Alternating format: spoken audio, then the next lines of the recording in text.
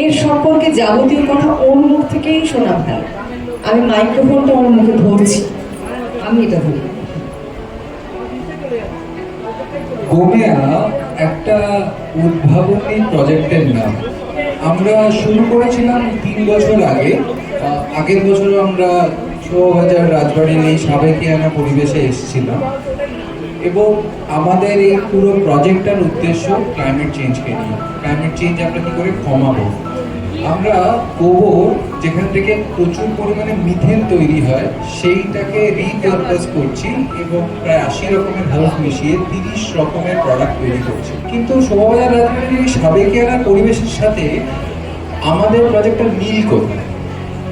আমাদের প্রজেক্টটাও বাংলা এবং বাঙালির যে সাবেক পুজোর রীতি সেটাকে তুলে আনছে, যে সেলিব্রেট করার রীতি সেটাকে তুলে আনছে। যেমন এই শোভাবাজার রাজবাড়িতে আমরা এই দুটো প্রোডাক্ট লঞ্চ করছি। এটার নাম আভা, এটি একটি ফ্লোটেবল দিয়া, এবং সেটারই একটি ছোট প্যাক, এটার নাম ত্রিনি। এই দুটো প্যাক আমরা লঞ্চ করছি এই কারণে, কারণ সাধারণত আমরা যে কোনো সেলিব্রেশনে আজকাল কেক ইউজ করি এবং মোমবাতি বোঝাই, কিন্তু আমরা যদি আমাদের পুরোনো সাবেকিয়ানে ফিরে যাই তখন আমাদের ঠাকুমা দিদিমারা কিন্তু প্রদীপ জ্বালাতেন এবং পায়েস খাওয়াতেন।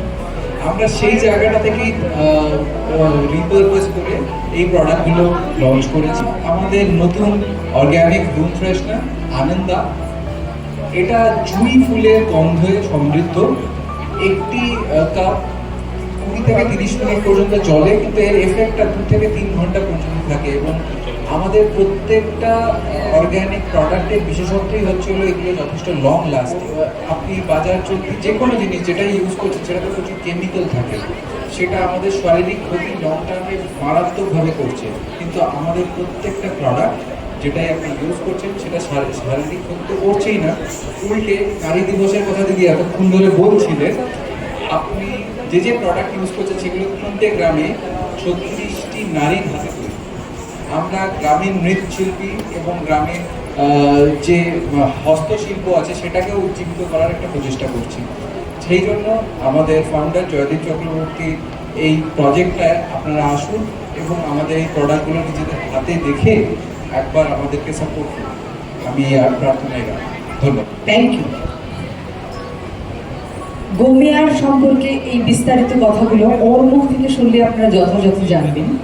আপনারা নিশ্চয়ই পেলেন কিছু নতুন তথ্য যে এভাবেও কাজ হচ্ছে প্রকৃতিকে বাঁচাবার জন্য, প্রকৃতির কাছে থাকা মানুষদের বাঁচাবার জন্য এবং আমাদের পরম্পরাকে বাঁচাবার